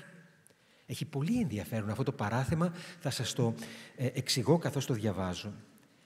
Βεβαίως, λέει, η γλώσσα των στίχων του είναι ένα υπέροχο ποίημα. Καμιά φορά καταλήγουμε, και απευθύνουμε έτσι πρωτίστως στους συναδέλφους της δευτεροβάθμιας εδώ, καταλήγουμε να παρουσιάσουμε στην τάξη ποίηματα, κείμενα που ενδεχομένως δεν ανανεώνονται πολύ. Νομίζω ότι το «Κάρμεν Σεκουλάρε» είναι από τα αραιότερα ποίηματα του Σολομού, που αγκαλιάζει πολλά άλλα και ερμηνεύει πολλά άλλα ποίηματα του Σολομού. Λοιπόν, λέει, βεβαίως η γλώσσα των στίχων τούτων δεν, προσέξτε πόσο σημαντικό είναι αυτό, δεν είναι δημοτική. Καθήν έννοιαν ονομάζεται ούτως η γλώσσα του δημοτικού άσματος ή των απλουστέρων και δημοτικότερων ασμάτων αυτού του Σολομού. Δηλαδή, ναι, αυτή η γλώσσα, λέει, του ποίηματος αυτού δεν είναι η δημοτική, δεν είναι η γλώσσα του δημοτικού τραγουδιού, αλλά ούτε και η δημοτική γλώσσα η ποιητική γλώσσα του ίδιου του νεαρού Σολομού. Είναι κάτι άλλο. Αλλά είναι δημοτική μόνον καθήν έννοιαν, λέει, δύναται ούτω να ονομαστεί η γλώσσα του Ομήρου, του Σοφοκλέους, του Σεξπύρου, του Σέιξπιρ, του Δάντου. Έτσι. Δηλαδή των μεγάλων ποιητών όλων των αιώνων. Ο ποιητής γράφει «Εις δίσας βαθέως», αυτό θα το εξηγήσω, οπότε δώστε λίγο προσοχή μόνο, «Εις δίσας βαθέως εις τας υπολανθανούσας δια την κοινήν διάνοιαν δυνάμεις της γλώσσας του». Δηλαδή, ουσιαστικά θέλει να πει ότι αξιοποίησε τις δυνατότητες που του έδωσε η γλώσσα του. Πάτησε πάνω σε αυτήν. Αλλά προσέξτε τώρα, εδώ αρχίζει η καλλιτεχνική επεξεργασία που λέγαμε πριν. Ναι, εκλέγον, τι άλλο κάνει ο συγγραφέας ή ο καλλιτέχνης από το να επιλέγει. Επιλέγει, προσαρμόζει, κατασκευάζει, πλάθει, ζωγραφίζει, μιλάει, γράφει. Εκλέγον, λέει, ταύτης το καθαρότατον άνθος. Δείτε λίγο αυτή τη μεταφορά. Ένα απάνθισμα λόγου, γραπτού προφορικού, αλλά προσέξτε, ώστε να είναι καθαρότατον, ώστε να είναι εύκολο να το καταλάβεις. Υποτάσσει, πάλι το ρήμα αυτό, και οι τρεις βλέπετε, Σολομός, Πολυλάς, Καλοσγούρος επαναλαμβάνουν το ρήμα αυτό της υποταγής.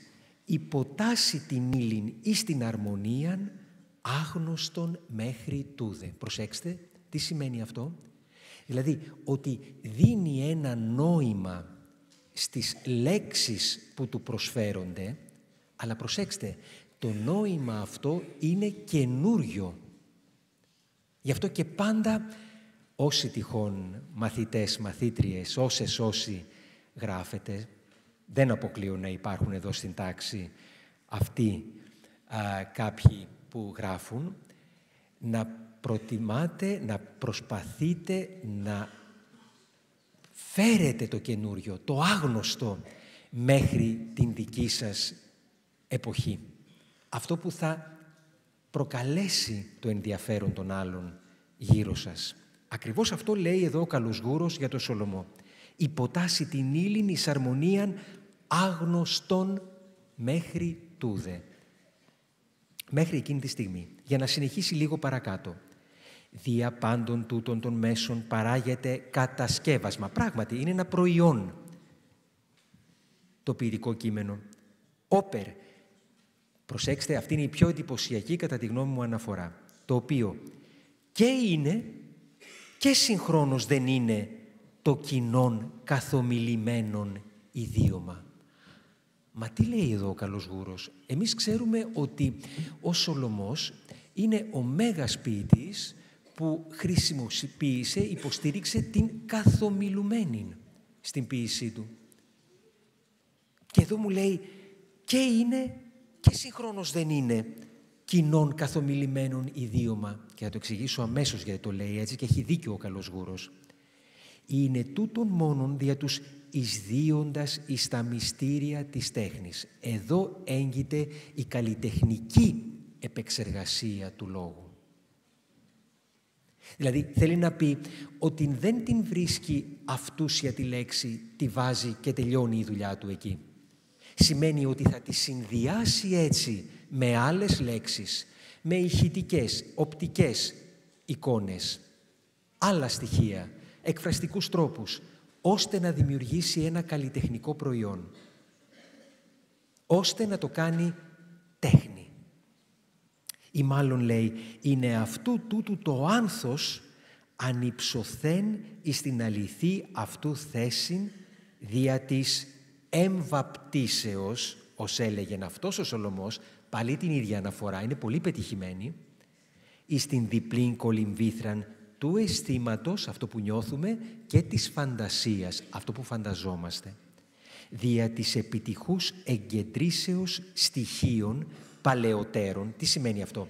Ότι κεντρίζουν το ενδιαφέρον του στοιχεία παλαιότερα, αλλά μη παραμορφούντον την εσωτερική αυτούν φύσιν. Προσέξτε όμως.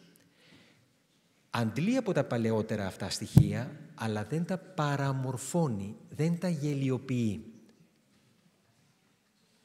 Είναι εκεί, τα σέβεται, τα αξιοποιεί, βαπτίζοντάς τα σε αυτή τη διπλή κολυμβήθρα. Δεν θα σας αφήσω χωρίς κάποιο παράδειγμα. Πολύ δύσκολο να διαλέξω, αλλά σχεδόν αυθόρμητα και μπορώ να πω και τυχαία το επέλεξα. Ας αναλογιστούμε τους ακόλουθους στίχους από την οδή ενός άλλου επτανήσιου ποιητή, του Ανδρέα Κάλβου, που έζησε και αυτός και δίδαξε εδώ που είμαστε τώρα εμείς, στην Ιόνιο Ακαδημία, στην Κέρκυρα. Είναι η οδή εις Σούλη, είναι η 21η στροφή της οδής που θα σας διαβάσω. Ακούστε λίγο προσεκτικά, γιατί πάνω σε αυτό θα σας πω 2 λογάκια. Ακούω τον θόρυβον, ως αρχομένης μάχης. Κουφοβροντάει τιούτος, ότε επάνω εις τους βράχους ρίχνεται η θάλασσα. Αυτή η αναφορά κουφοβροντάει εις τα μυστήρια της τέχνης που έλεγε παραπάνω. Δηλαδή, τι σημαίνει? εντάξει, σημαίνει προκαλεί υπόκοφο θόρυβο, βροντά υπόκοφα, το οποίο από μόνο του συμπεριλαμβάνει μια αντίφαση. Είναι νεολογισμός η λέξη αυτή, δηλαδή λέγεται πρώτη φορά από τον Κάλβο? Όχι. Την βρίσκουμε και αλλού την λέξη. Στο ποίημα της Κρήτης ο χαλασμός του Μανουήλ Σκλάβου, ποιητή του 16ου αιώνα, ο οποίος διηγείται τον καταστροφικό σεισμό του 1508 στην Κρήτη. Διαβάζουμε στον Σκλάβο: «Όταν κτυπήσουν άγγελοι και να γερθεί το πλήθος και να κουφοβροντά η γης και ο ουρανός ως πίθος». Είναι η στίχη 251-252. Αυτό μου είναι λίγο πιο ταιριαστό προς το σεισμό, τον υπόκοφο αυτό θόρυβο και βροντί ταυτόχρονα που μπορεί να προκαλέσει ο σεισμός. Και ακούστε τώρα την εικόνα στον Κάλβο. Ακούω τον θόρυβον ως αρχομένης μάχης. Είναι ένα ποίημα φυσικά εμπνευσμένο από τον αγώνα για την ανεξαρτησία. Αν το βροντάει, δεν είναι και τόσο παράτερο με τον θόρυβο βροντί της αρχομένης μάχης. Δέστε τι κάνει μετά. Εκεί δηλαδή που μας έχει ζεστάνει και μας έχει βάλει στο πνεύμα της μάχης που αρχίζει, αλλάζει το τοπίο. Και λέει: «Κουφοβροντάει τιούτος, ότε επάνω εις τους βράχους ρίχνεται η θάλασσα». Δηλαδή, όπως ρίχνεται η θάλασσα πάνω στους βράχους. Και προκειμένου να κατανοήσουμε αυτό το κουφοβροντάει, μας βάζει να φανταστούμε το τοπίο, για να ακούγεται αυτό το κουφοβροντάει, αυτά τα δύο λογικά ασυνδίαστα, δηλαδή ο θόρυβος της αρχόμενης μάχης και ο υπόκοφος θόρυβος, ήχος, αχός των κυμάτων στους βράχους. Αυτά λοιπόν τα δύο που με τη λογική δεν συνδυάζονται. Πρέπει να δω πρώτα το ένα, μετά να δω το άλλο, να ακούσω το ένα, να ακούσω το άλλο, αλλά εδώ συνδυάζονται μες στην ίδια στροφή. Λοιπόν, αυτά λοιπόν αποτυπώνουν την υπόκοφη βροντή της μάχης. Και γιατί υπόκοφη?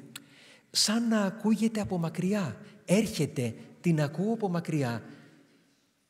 Έρχεται η μάχη και προς τα δικά μου μέρη.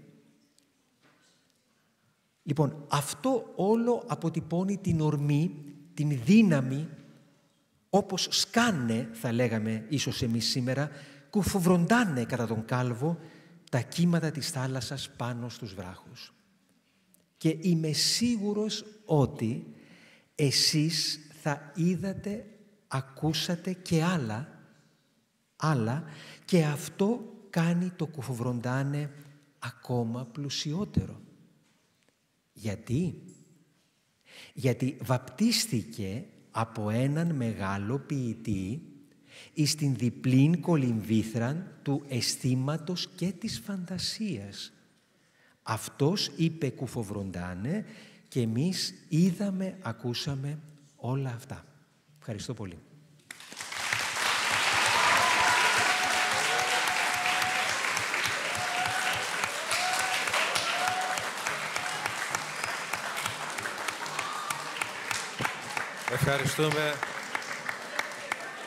Ευχαριστούμε τον αναπληρωτή καθηγητή του Τμήματος Ξένων Γλωσσών Μετάφρασης και Ερμηνείας. Να πω την αλήθεια, περίμενα ότι θα είστε περισσότερο ανήσυχοι, οπότε θα ήθελα να ευχαριστήσω τους καθηγητές σας που φρόντισαν να έχετε μια πολύ καλή παρουσία και να βοηθήσετε αυτή την εκδήλωση.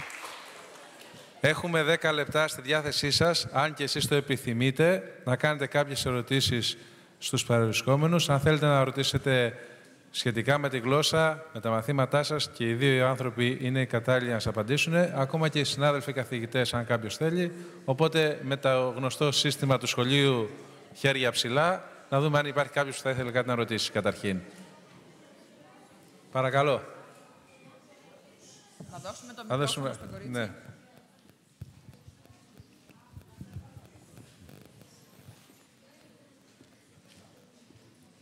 Θα ήθελα να μας πεις και το όνομά σου πριν ξεκινήσει την ερώτηση. Ναι. Ονομάζομαι Σοφία Ίσερη. Θα ήθελα να ρωτήσω πού οφείλεται η εκλεκτική συγγένεια μεταξύ των διαλέκτων. Ας πούμε, είδαμε και στο χάρτη ότι η ιωνική διάλεκτος υπήρχε σε συγκεκριμένους τόπους που υπήρχε απόσταση μεταξύ τους. Σχετίζεται με την μετακίνηση ενδεχομένως των λαών από περιοχή σε περιοχή. Ακριβώς. Έβγε. Βλέπω κάνετε πολύ καλή δουλειά οι συνάδελφοι. Ακριβώς είναι αυτό, κούκλα μου. Οι ναυτικοί, οι Έλληνες, οι μεταφορές των αγαθών, οι πόλεμοι και οι περίκλειστοι χώροι, γιατί ο ελλαδικός χώρος είναι ένας κλειστός χώρος. Ήταν απομονωμένες οι κοινότητες. Στην Ιωνία όμως, αυτό το οποίο γνωρίζουμε πολύ καλά, ήταν ότι ανθούσε το εμπόριο. Άρα έπρεπε να υπάρχουν και κάποια κοινά χαρακτηριστικά μεταξύ των διαλέκτων για να μπορούν να επικοινωνούν, και υπήρχαν. Ο βασικός κορμός ήταν ο ίδιος. Ήταν οι διαφορές σε φωνήεντα, κυρίως. Αυτό που σας είπα με τη δωρική. Ας πούμε, ο Ηρόδοτος, θα κάνετε στο σχολείο σας Ηρόδοτο, που ξέρουμε ότι ήταν από τη Μικρά Ασία, έλεγε «ιστορίην». Χρησιμοποιούσε δηλαδή στην Ιωνική το «ήτ» αντί για το «α». Μπορούσε να το καταλάβεις αυτό. Ήτανε διαφορές μόνο στα φωνήεντα. Αλλά είναι ακριβώς αυτό που είπες. Είχαμε βασικά πόλεις, κράτη και όχι έναν ενιαίο χώρο. Ο χώρος ήταν ενιαίος στην Ομηρική εποχή και επανήλθε και έγινε ενιαίος κατά την περίοδο του Μεγάλου Αλεξάνδρου ιστορικά. Εκεί ενώθηκαν οι Έλληνες. Στους Περσικούς πολέμους επίσης ενώθηκαν, αλλά ενώθηκαν ως κράτη-πόλεις. Είναι πολύ μεγάλη συζήτηση. Δράτω με τις ευκαιρίες, αν μου επιτρέπετε, κύριε Δημητρόπουλε, καταρχάς, να σας προσκαλέσω να δείτε την εκπομπή που κάνουμε με τον κύριο Μπαμπινιώτη, τον καθηγητή γλωσσολογίας, τον κύριο Γεώργιο Μπαμπινιώτη. Κάθε Σάββατο στις 7 η ώρα είναι, στον τηλεοπτικό σταθμό της Βουλής των Ελλήνων. Προβάλλεται σε επανάληψη την Κυριακή στις 3 και στο ΡΙΚ, μεταδίδεται από το ΡΙΚ, και εκεί συμμετέχουν παιδιά με ερωτήσεις.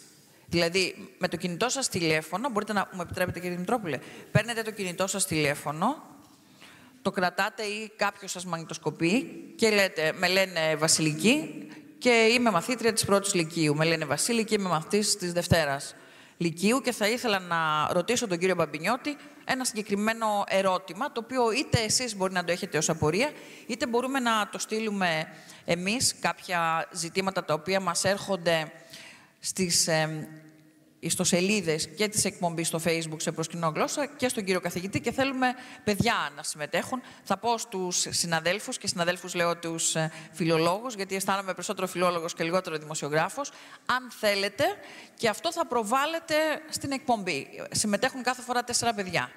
Θα χαιρόμεθα ιδιαιτέρως να έχουμε μαθητές από την Κέρκυρα και θέλω και εγώ να σας συγχαρώ για τη φιλομάθειά σας. Φαινότανε το ενδιαφέρον σας και έβγε. Μπράβο σας. Δεν είναι συχνό το φαινόμενο και πρέπει να σας συγχαρούμε. Κάποιο άλλο παιδάκι θα ήθελε να ρωτήσει κάτι, κάποιος καθηγητής, συνάδελφος? Πίσω είναι ένα παιδί, παρακαλώ.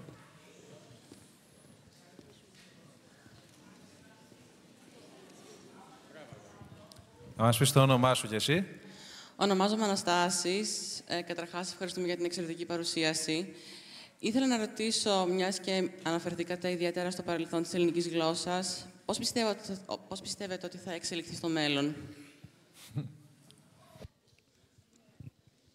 Δεν ξέρω ο κύριος καθηγητής αν θέλει να απαντήσει και σε αυτό, γιατί διδάσκει τη γλώσσα. Αγαπημένη μου Αναστάση, σου εύχομαι μέσα από την καρδιά μου να είσαι πάντοτε αναστάσιμος. Το πώς θα εξελιχθεί το μέλλον της γλώσσας εξαρτάται από εσάς. Δεν μπορώ να σου πω. Είναι στο χέρι σας. Είναι στο χέρι σας εσείς να αντισταθείτε, εσείς να αγαπάτε την γλώσσα, τη λαλιά αυτή και όπως πολύ σωστά είπε ο κύριος Λέτσιος, τι μας προτρέπει να έχουμε ως αρετή ο Σολομός, την ηθική ελευθερία. Και πώς το λέει, μίγαρης, δηλαδή μήπως, μίγαρης, έχω τίποτε της άλλο στο νου μου πάρεξ ελευθερία, αυτό εννοεί, και γλώσσα, γλώσσα. Άρα στο χέρι σας είναι. Εσείς πρέπει να αντισταθείτε. Εσείς πρέπει να τιμάτε τη γλώσσα μας. Και θέλω να σας παρακαλέσω, σκεφτείτε, κάνετε κάθε μέρα γυμναστική. Φροντίζουμε πολύ το σώμα μας. Κάντε λίγο και πνευματική γυμναστική. Ανοίξτε τα λεξικά. Μάθετε μία λέξη που είναι ωραία, καινούρια. Εκπαιδεύστε το μυαλό σας. Είναι πολύ σημαντικό να μπορείτε να εκφράζεστε με πλούτο λεξιλογικό. Γιατί είπαμε ότι τα όρια του κόσμου μας είναι τα όρια της γλώσσας μας. Τίποτα από αυτά που ξέρουμε δεν μπορούμε να πούμε και τα νάπαλε. Μόνο ό,τι γνωρίζεις μπορείς να το πεις και μόνο ό,τι λες το γνωρίζεις. Όταν το συλλάβουμε αυτό, ότι η γλώσσα δεν είναι ένα όργανο επικοινωνίας, οπότε δεν μας νοιάζει πώς γράφουμε το συγγνώμη, άμα το γράφουμε με ένα γάμα. Είναι λάθος να γράψεις το συγγνώμη με ένα γάμα, όχι γιατί κάτι έγινε και έπεσε το αλάτι στο νερό, αλλά γιατί όταν γράφεις το συγγνώμη με ένα γάμα, στην πραγματικότητα καταστρέφεις το νόημα της λέξεως συγγνώμη με 2 γάμα που είναι συν και γνώμη. Δηλαδή, η γνώμη σου έρχεται και προστίθεται στη δική μου. Άρα, η δικιά μου γνώμη και η δική σου είναι το ίδιο. Συν γνώμη σημαίνει ομονοούμε και έχουμε την ίδια γνώμη. Όταν το γράφουμε το συγγνώμη με ένα γάμα, αυτό το νι χάνεται, που είναι η σύνδεση. Κάποιο άλλο παιδί που θέλει να ρωτήσει κάτι, κάποιος συνάδελφος. Πίσω είναι ένας μαθητής ακόμα. Ναι, και έχουμε συνάδελφος. Το όνομά σου, πες μας. Εγώ δεν άκουσα πάντως.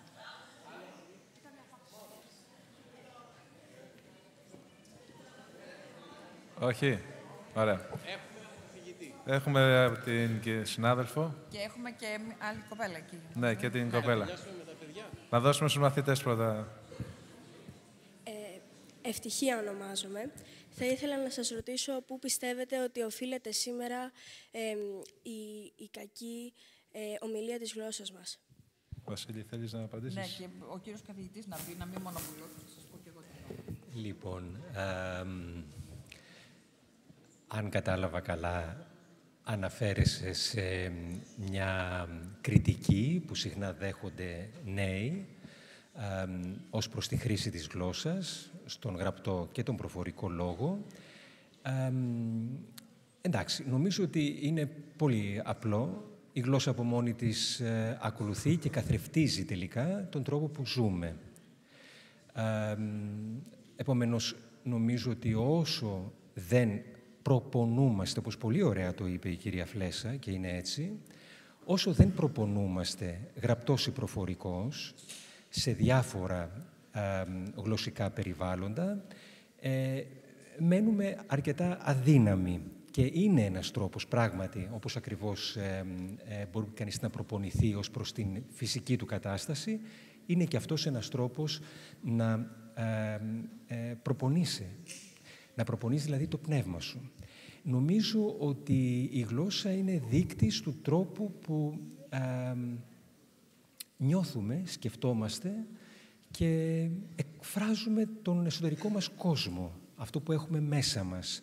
Επομένως, αν με ρωτήσεις σε προσωπικό επίπεδο, θα έλεγα ότι είναι πολύ πολύ σύνθετο αυτό το ζήτημα.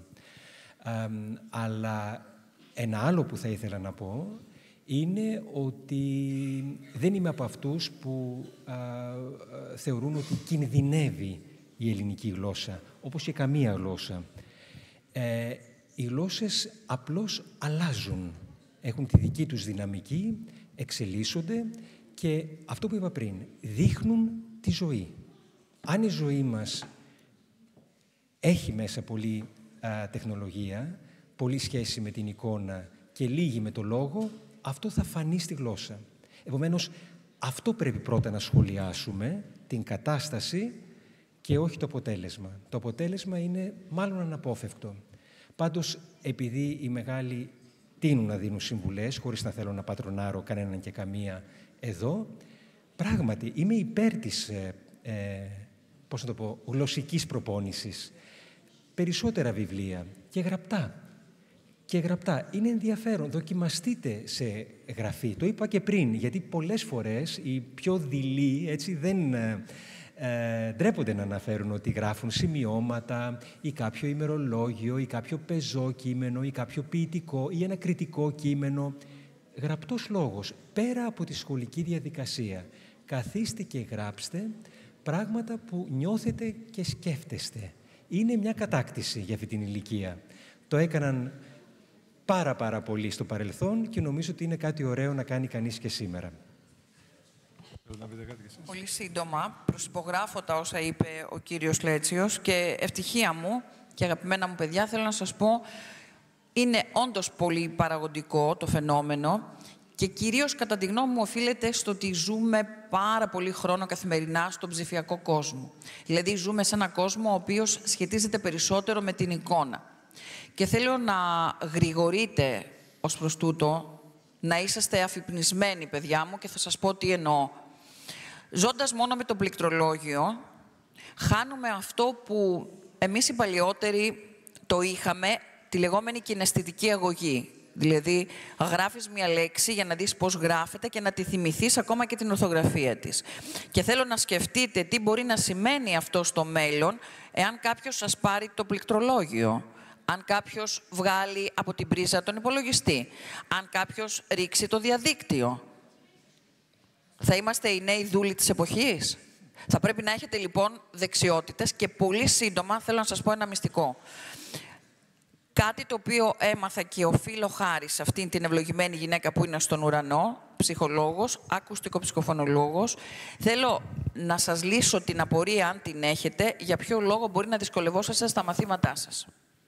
Είναι το μεγαλύτερο λάθος που μπορεί να κάνει κάποιος, είτε είναι έφηβος είτε είναι ενήλικος, να κάνει διαλύματα είτε κοιτώντας τηλεόραση είτε παίζοντας με το κινητό ή βλέποντας Instagram ή TikTok. Δεν υπάρχει μεγαλύτερο λάθος από αυτό. Θα σας εξηγήσω σε 3 λεπτά γιατί. Νευρολογικά. Υπάρχουν 2 κιστίδια, το κιστίδια, κιστίδια, το πρώτο, Ι. 2 μικρά μπαλάκια μέσα στον εγκέφαλό μας. Το ένα μπαλάκι είναι υπεύθυνο νευρολογικά στον εγκέφαλο για την οριζόντια στάση και το άλλο για την κάθετη στάση. Όταν είμαστε στο κινητό, όταν βλέπουμε τηλεόραση, όταν είμαστε στο τάμπλετ, εγώ τώρα στον υπολογιστή, χρησιμοποιούμε το οριζόντιο κιστίδιο. Γι' αυτό και κάνουμε έτσι. Γι' αυτό και 1 δευτερόλεπτο, παιδιά, 1 δευτερόλεπτο είναι στην τηλεόραση και στον κινηματογράφο, 24 καρέ, όπως τα λέμε, 24 φορές περνάει μπροστά από τα μάτια σου μια φωτογραφία οριζόντια και αυτό συνιστά το 1 δευτερόλεπτο. Αντιθέτως, όταν διαβάζουμε, χρησιμοποιούμε το κάθετο κιστίδιο. Δηλαδή, αυτό που οι οφθαλμίατροι ονομάζουν σακαδική οφθαλμοκίνηση, έχει ανάγκη το άλλο μπαλάκι του εγκεφάλου. Δηλαδή, εγώ αν θέλω να διαβάσω Ιόνιο, το μάτι μου θα αναγνωρίσει το Ιώτα, θα κατέβει, θα προχωρήσει, θα αναγνωρίσει το όμικρον και ούτω καθεξής. Όταν, αγαπημένα μου παιδιά, είμαστε στο κινητό, στο τάμπλετ, στην τηλεόραση, στον υπολογιστή, ο εγκέφαλός μας συντονίζεται και συνηθίζει να χρησιμοποιεί το οριζόντιο. Όταν πάρουμε λοιπόν σε 5 λεπτά να διαβάσουμε το βιβλίο, δεν καταλαβαίνουμε τι διαβάζουμε. Είναι μία τρύπα στο νερό. Γιατί ο οργανισμός, ο εγκέφαλός μας έχει μάθει να χρησιμοποιεί το οριζόντιο κιστίδιο και είναι χαμένος χρόνος. Και δοκιμάστε το αυτό. Και οι συνάδελφοι, δοκιμάστε το. Κάντε μία δοκιμή. Πείτε, σήμερα επιστρέφω από το σχολείο, έχω διάβασμα. Πρώτα θα διαβάσω, θα τρέξω, θα πάω να κάνω μία βόλτα. Θα μιλήσω στο τηλέφωνο με μία φίλη μου. Να μην ασχοληθείτε καθόλου με το οριζόντιο κιστίδιο. Όχι μηχανές, όχι τηλέφωνα, όχι τηλεόραση, τίποτα. Εννοώ οθόνες. Καθόλου οθόνες. Βγείτε έξω να κάνετε μία βόλτα. Και ασχοληθείτε μετά με το κινητό. Μείνετε όση ώρα θέλετε μετά. Και κάντε το αντίστροφα. Μπείτε στο κινητό και πηγαίνετε μετά να διαβάσετε. Και σημειώστε τι καταλάβατε την πρώτη φορά και τι καταλάβατε τη δεύτερη. Και σας το λέω αυτό, γιατί αυτό είναι δαπάνη χρόνου, παιδιά μου. Κάντε οικονομία χρόνου. Ο χρόνος είναι πολύτιμος. Μην τον σπαταλάτε. Είσαστε νέοι ακόμα και δεν έχετε αυτή την αίσθηση που έχουμε εμείς μεγαλώνοντας. Αυτή είναι μια πείρα που θα έλθει μετά, μια γνώση. Τώρα αξιοποιήστε το χρόνο σας και βγείτε στην πραγματική ζωή. Η ζωή δεν είναι οι οθόνες. Δεν είναι οι οθόνες η ζωή. Η ζωή, ο έρωτας, η αγάπη, τα αισθήματα θέλουν 3 διαστάσεις. Θέλουν όλες τις αισθήσεις. Θέλουν τις μυρωδιές. Θέλουν την αφή. Θέλουν τη γεύση. Δεν είναι μόνο ακοή και όραση. Μην χάσετε τις πολυτιμότερες των αισθήσεων. Τελευταία ερώτηση, γιατί πρέπει να αφήσουμε και το χώρο. Παρακαλώ την κυρία συνάδελφο. Ακούγομαι. Καλημέρα σας. Είμαι καθηγήτρια εδώ στο Ιόνιο Πανεπιστήμιο. Λέγομαι Στέλλα Βουτσά, αποσπασμένη από τη δευτεροβάθμια εκπαίδευση Δωδεκανήσου. Οπότε στέλνω τους αγωνιστικούς μου χαιρετισμούς στις συναδέρφους και στους συναδέρφους και στα παιδιά εγκάρδιες ευχές για καλή πρόοδο. Συγχαίρω τους συνομιλητές. Ευχαριστώ.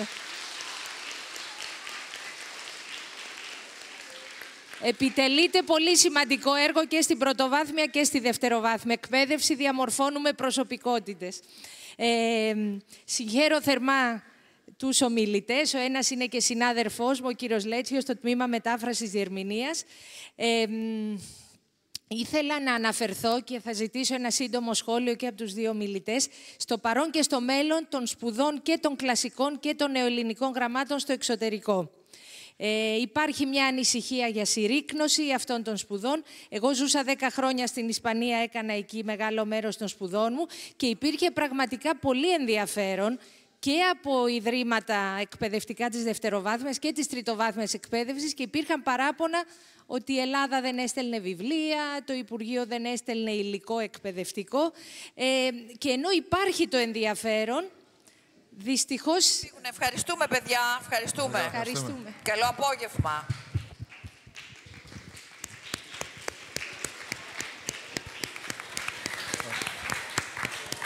Οπότε να ακούσουμε την απάντηση από τους ενώ υπήρχε ενδιαφέρον, συρρικνώνονται τα τμήματα ελληνικής γλώσσας κλπ. Ήθελα ένα σχόλιο και από τους δύο. Βασίλη, Ευχαριστώ. Ναι, εντάξει, είναι ένα θέμα που μας απασχολεί φυσικά πάρα πολύ.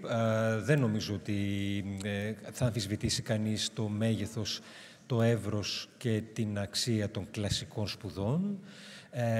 Η δική μας χώρα ειδικά, γιατί σε όλες τις χώρες και σε όλα τα εκπαιδευτικά συστήματα του κόσμου υπάρχει το ίδιο πρόβλημα, αλλά νομίζω ότι ειδικά η δική μας χώρα και οι δικές μας κυβερνήσεις πρέπει οπωσδήποτε να ενισχύσουν επιπλέον περισσότερο από άλλες χώρες, γιατί είναι μια επένδυση μέσω της επένδυσης στο παρελθόν στο μέλλον. Νομίζω λοιπόν ότι πρέπει να γίνουν σοβαρές υποχωρήσεις. Είναι κάτι θεωρητικό δυστυχώς. Από την άλλη όμως πρέπει και εμείς οι άνθρωποι των κλασικών γραμμάτων να αναδεικνύουμε τη σημασία αυτών των σπουδών. Αλλά χωρίς ενίσχυση δυστυχώς δεν θα μπορέσει να υπάρχει η συνέχεια που θα θέλαμε. Ευχαριστώ πολύ. Ευχαριστούμε, κύριε Λέτσι. Πολύ γρήγορα. Βεβαίως η πολιτεία πρέπει να ενισχύσει τα κλασικά γράμματα, τη φιλοσοφία, τη λογοτεχνία, την ποίηση, τα αρχαία, τα νέα, την ιστορία, τη θεολογία, αλλά πρέπει, παιδιά μου, να αγαπάμε και εμείς τα κλασικά γράμματα. Και θα σας πω πολύ σύντομα γιατί. Γιατί τα κλασικά γράμματα είναι αυτά που μας δίνουν τη δυνατότητα να κρίνουμε. Αυτά ακονίζουν το μυαλό μας και την κρίση μας. Κωνσταντίνος Δασκαλάκης, 28 ετών, καθηγητής στο MIT. Ψάξτε τον, γκουγκλάρετε τον. Αυτή τη στιγμή σχεδιάζεται το μέλλον του κόσμου. Στο MIT, σε αυτά τα μεγάλα πανεπιστήμια. Οι αλγόριθμοι, η τεχνητή νοημοσύνη. Και φέρνει το παράδειγμα με το αυτοκίνητο. Είναι ένα αυτοκίνητο το οποίο αυτοοδηγείται. Ένας αλγόριθμος βρίσκεται στο τιμόνι. Δεν οδηγεί ο άνθρωπος. Και αυτό το αυτοκίνητο, λοιπόν, έχει μέσα τον μπαμπά, τη μαμά και τα 2 παιδάκια πίσω. Και ξέρει, αντιλαμβάνεται, διότι παίρνει μηνύματα από τους δορυφόρους, ότι πηγαίνοντας σε ευθεία γραμμή, σε 2 λεπτά θα έχει μία σύγκρουση με τοπική με ένα φορτηγό. Και πρέπει να πάρει μία απόφαση. Ποιος θα είναι ο ελιγμός και ποιος θα πεθάνει. Αν πάει δεξιά, θα τραυματιστεί σοβαρά και μπορεί να πεθάνει ο πατέρας. Αν στρίψει αριστερά η μητέρα. Αν κάνει έναν άλλον ελιγμό τα παιδιά. Με ποιο κριτήριο θα αποφασίσει ο αλγόριθμος? Το κριτήριο θα είναι ότι ο πατέρας πάσχει από καρκίνο, άρα είναι αναλώσιμος. Το κριτήριο θα είναι ότι η μητέρα οφείλει, γιατί δεν έχει ακόμα ξεχρεώσει το δάνειό της στο πανεπιστήμιο, άρα δεν πρέπει να χαθεί. Το κριτήριο θα είναι, αυτά τα παιδάκια μάλλον έχουν προδιάθεση γενετική να εμφανίσουν ανίατο ασθένεια, οπότε και αυτά είναι αναλώσιμα. Ποιος αποφασίζει, παιδιά? Ποιος σχεδιάζει τον αλγόριθμο, με βάση ποιο ήθος, ποια ηθική ελευθερία που έλεγε ο κύριος Λέτσιος και ο Σολωμός? Πώς θα το μάθουμε αυτό? Με τα μαθηματικά? Χρειάζονται τα μαθηματικά.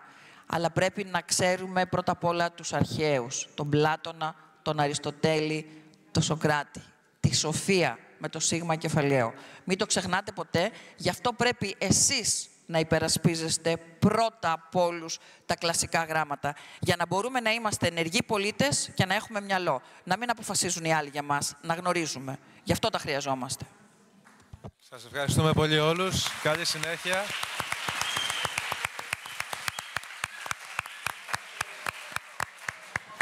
Αν τα σχολεία θέλετε να βγάλετε κάποια φωτογραφία με τους ομιλητές, είναι εδώ. Πού πάτε χωρίς φωτογραφία?